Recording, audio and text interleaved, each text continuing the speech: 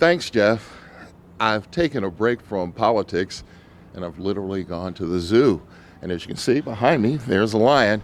And here to talk about not just the lions, but this new enclosure in the Maryland Zoo is none other than Don Hutchison. Don, first and foremost, what a wonderful facility. Thank you. It's a beautiful facility, and it combines, of course, lions, giraffes, and elephants all adjacent to each other in a way that the visitor is, I think, going to be overwhelmed when they see them.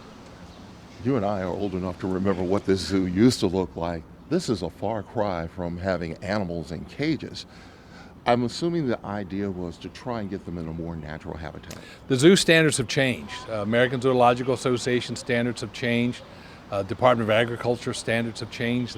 They have oversight of all zoos around the United States. We opened this environment up because we had the obligation to the animals, we had an obligation to the people who care for the animals, and we have an obligation to the visitors of Maryland to make this as comfortable for the species, as comfortable for the visitor, and as comfortable for the people who care for them. It also gives them a better experience, a more natural experience of what they would have in the wild. For the elephants, that means more space.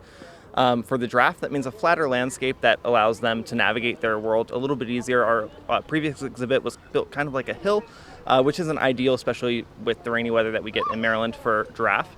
And the lion exhibit gave them an expanded area that gives them a little more shade and also gives the guest experience a better viewing. Almost every African animal that you have here, almost every one is threatened in their natural habitats.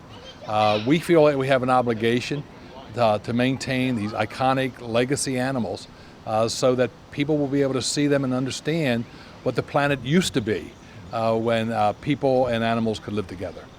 Don, thank you so very much for being here on Maryland Public Television.